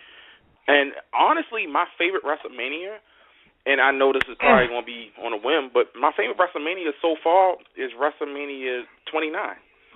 28. I'm sorry, 28. That's the one in Miami. The only reason why is because, one, I was there live. It wasn't that great of a card, but I cannot stand the John Cena character that much. And seeing the little kids' faces when The Rock defeated him in Miami was worth the whole price of admission. It was right. It was worth the flight, the hotel. Seeing the little kids cry and mad, and their mommies and daddies got to explain to them, why he lost, and that. Oh my God! It was just. I guess I'm sarcastic. I'm an asshole. You can call me whatever you want to call me, but for that moment right there, it was heaven. Little white kids, little black kids, little girls, all of them just crying, just whining. It was just, oh man. There were some grown men crying too. Oh yeah. It was grown men and women crying. It was just tears, and I just loved it, every bit of it. Of course, there's much better WrestleManias than that. But if I had to put a finger on the other WrestleMania that I saw that I honestly said has been kind of complete was WrestleMania 19. And the only reason I say that is because that's one of the only WrestleManias I really haven't seen live because I was locked up at that time. So I had to go back and watch it when I came home from prison. And that was like a year or two later. So I missed that WrestleMania. But when I went back and saw it, Shawn Michaels, I think it was Shawn Michaels and Jericho. And when Jericho had the angle with, he looked up to Shawn Michaels and he was trying to be like him. And that match was. I remember the chemistry in that match, and that match alone, like, blew me away because, damn, that was good.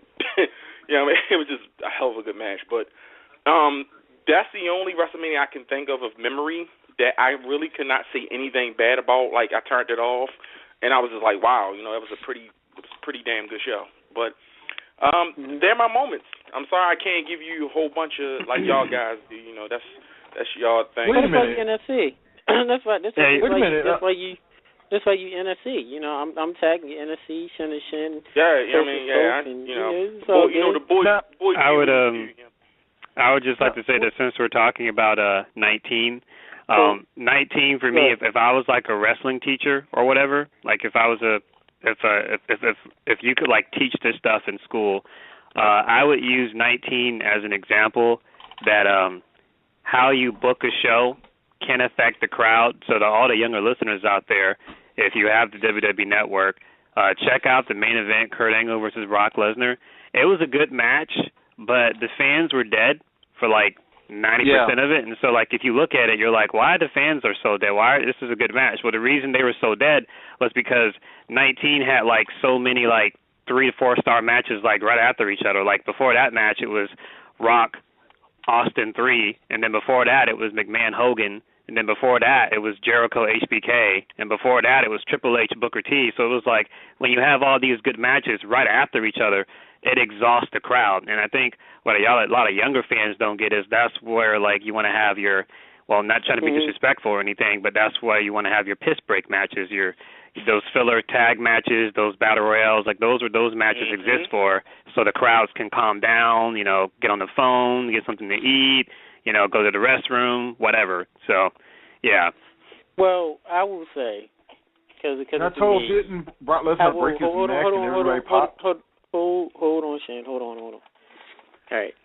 Now, Toph, you say WrestleMania 19. Shin, you say WrestleMania 19. Joe, actually, Game 17 Boy, for me. Oh, you said 17. I will, and yes, this is rare. Tech will have to agree with Shin. Granted, WrestleMania 19 is a close second, but to me, WrestleMania 17, in my viewpoint, is the best overall WrestleMania in my view. 17 was just as great. It just was as great. But I just think 17 as a whole, the build-up, the Raws and the SmackDowns, the build-up between Rock and Austin and Ed and Deborah and Vince and the video packages back when theme songs mattered, everything with it. The card from beginning to end was just great. Every card was defended. Every title was defended too. Every title was defended. Every match was good. There was no bathroom breaks there was no divas. It was the women's championship. I mean, it was so many. Granted, if you want to say one match was the quick throwaway match, it was probably the tag match. It was Tez and APA went against Right to Censor. That was like a little quick filler match. But even that match was kind of cool. You had Test against Eddie, which for the European title, which sadly a good. That match is pretty much, be remembered because both participants are gone to rest. Angle and Benoit, which people forget, they wrestled a WrestleMania match. It wasn't their best match, but they wrestled. Vince McMahon and Shane, that street fight with Mick Foley. China went against Ivory for the women's title. It was just so much stuff. TLC2 was great. The Gimmick Battle Royal, which surprisingly the crowd booed when Doink the Clown got eliminated. It was the biggest pop. Take against Triple H, which WWE act like never happened. That was a pretty darn good match. Oh my God, man! Do you know how many times WWE has edited that match? Oh yeah. They've edited it because of Taker's intro. Because of this. Oh yeah, true. Yeah, there's like literally 5 different versions of his entrance for that match. It's ridiculous. Good luck finding the original. And don't forget that this is also when Motorhead. Yeah, don't also forget this is when Motorhead performed Triple H's song live, and they did messed up the words to their own song. And as I said in the previous episode, you heard the words "toasted itch on a shoulder bun." The fuck that mean? By Lemmy. Ask Lemmy. He must have the words to his own song. He was hot. That's really the words? No, the real words is, I don't really want to say it, but it was a smoking female dog with a smoking gun. But he said toasted itch. Toasted like toasted bread. Toasted itch on a shoulder bun. Big up to Tony for noting that. Yes, Quiznos and Jimmy John's and Subway. Eat fresh. Yes. And he like the bitch on the smoking gun. Right, exactly. Those are the actual lyrics. If you go on YouTube, the Botchamanias, their videos where they make fun of that Lemmy is messing around, is just saying things that has nothing to do with the actual song. Well, Tech, you can blame his mustache for that one. Yeah, and blame mustache, blame coke, and what have you too. Well, how about this question, real quick? Sure. We say real quick a lot too. I noticed that. How about Only this question? Collectively, that's Tech's line. What do we think? If we can all agree, what do we think is the biggest shocker at WrestleMania? And out of all 30 WrestleMania, what has been the biggest shocker? Like the one thing, like you just didn't see coming. The Undertaker. Okay, can I add? But no, don't mention Taker Street because I know that's going to be a safe answer. Besides Undertaker Street. Okay, besides Undertaker Street, yeah, because that was a shocker. All right. The shocker. That was number one. I can answer that one easily. Who wants to go first? I can go first. Austin Turner Hill. Okay. WrestleMania 17, him events. Number 2. Go ahead, Toph. Okay. The big shocker for me was WrestleMania 26 when Jack Swagger won Money in the Bank. That just completely caught me off guard.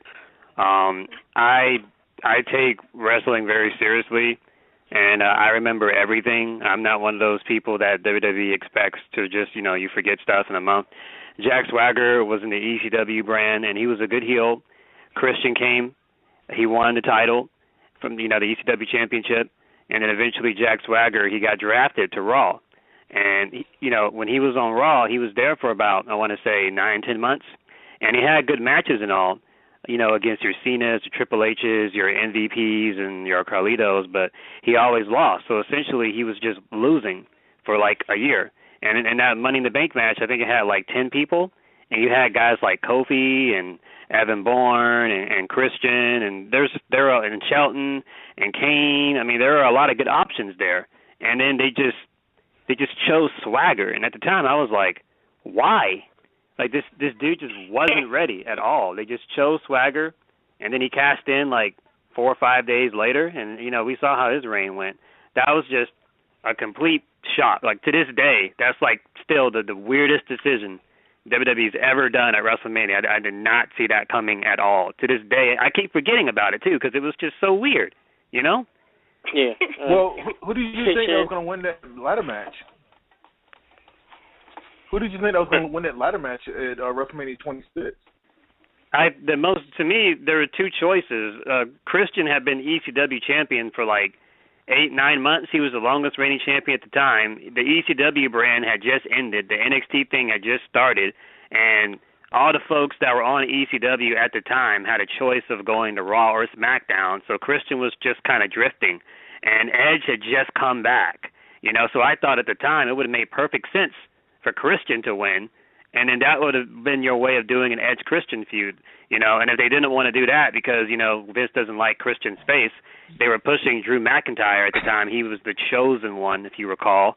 They were pushing him really hard, so I thought Christian or McIntyre would have been your best two, but Swagger at the time was doing nothing. I remember, like, on the Go Home show, he lost to Santino, and Santino wasn't even in the match. And then he just won the Money in the Bank. So I was like, what? Yeah. Yeah. What about you, Sean? You said the number 2 and the number 1 is disqualified from this conversation.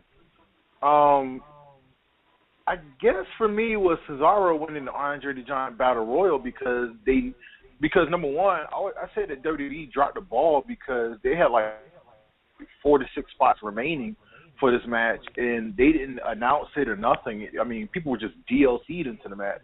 Like, you never heard of David Otunga for a while. He was in it.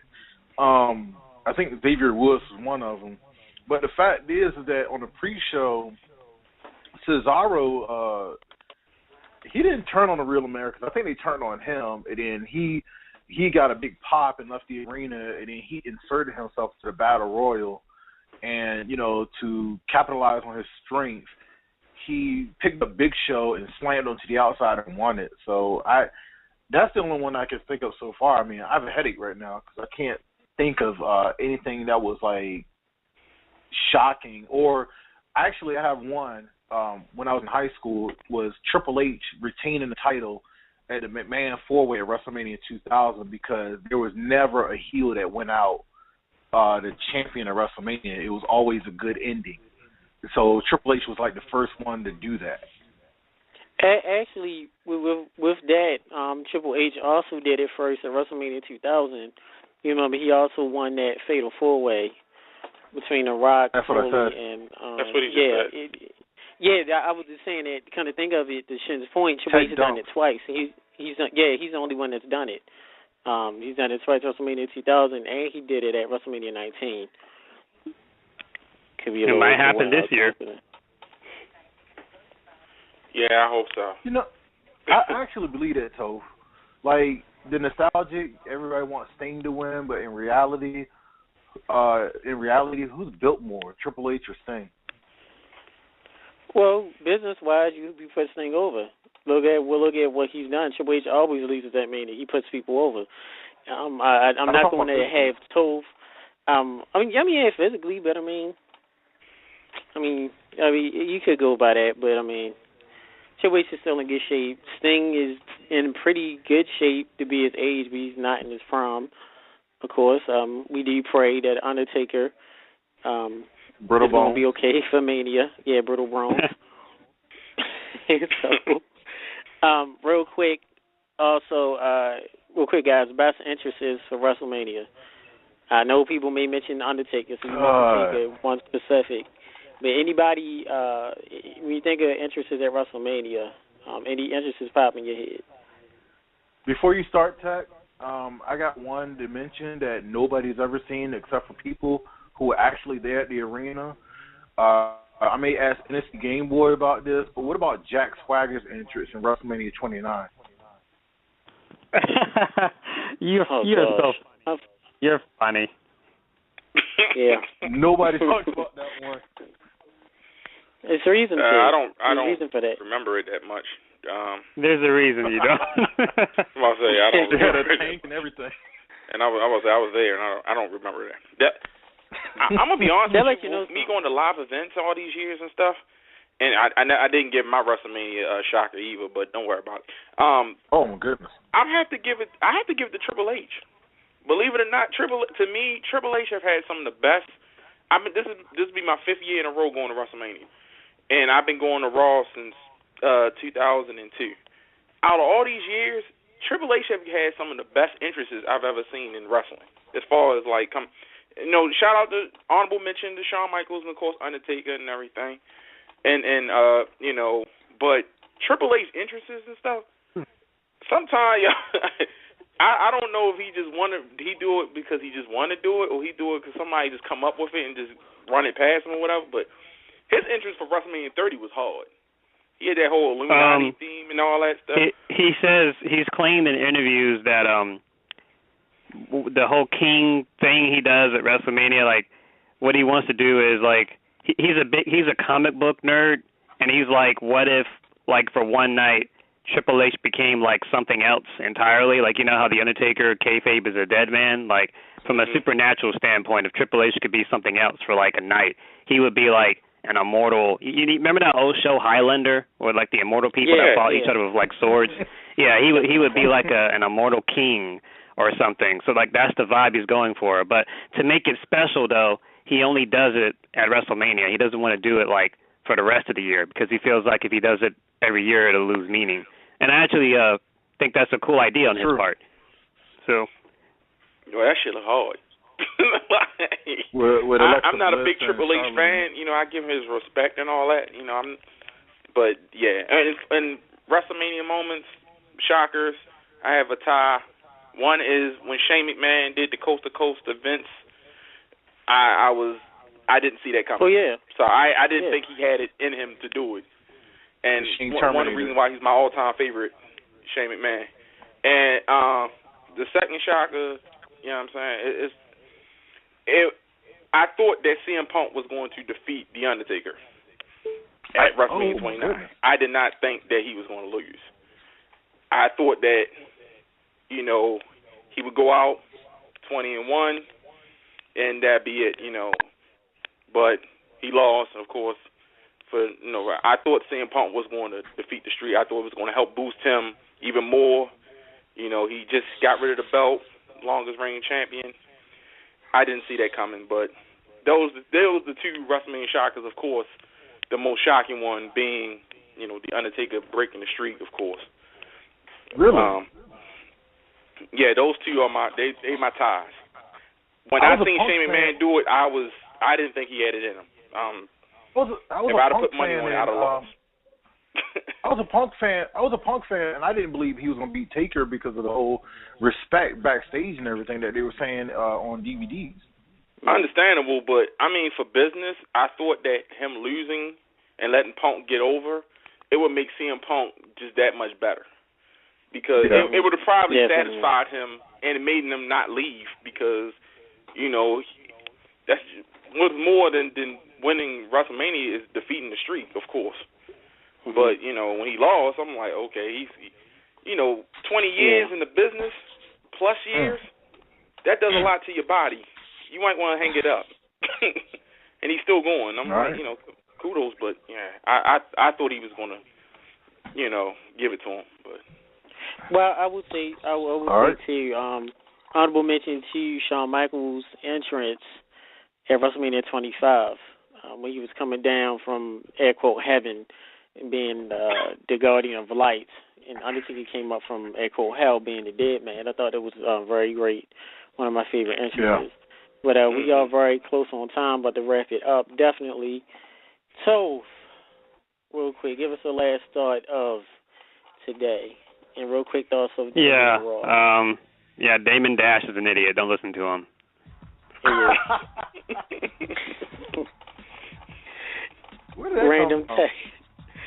Random Toph. Always. Real quick, what did y'all? 1 minute. What was your thoughts to the end of the Raw? NFC Game Boy.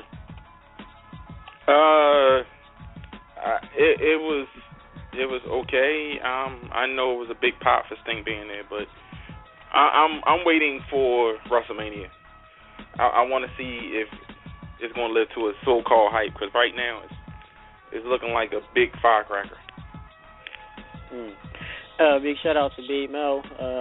My girlfriend, she actually popped or marked out when Sting showed up, and she hasn't reacted like that and said it was amazing to see that since she saw The Rock at WrestleMania 29, so that should let you know something.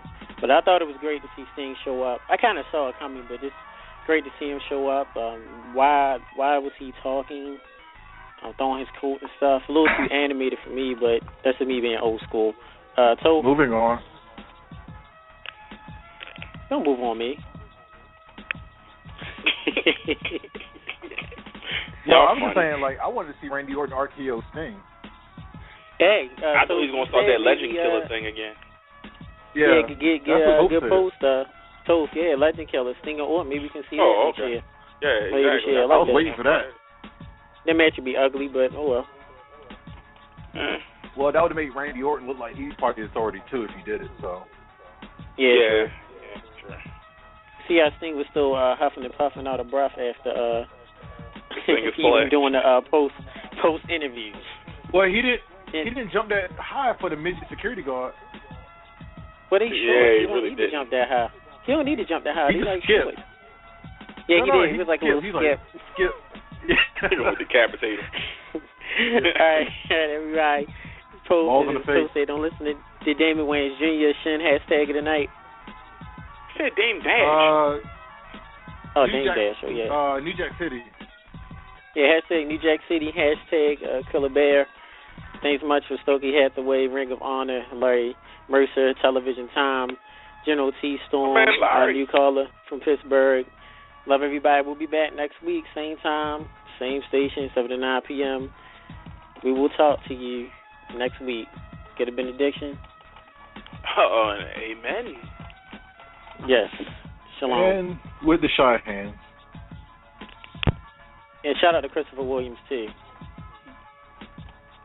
Light skin is not everything. Get it right.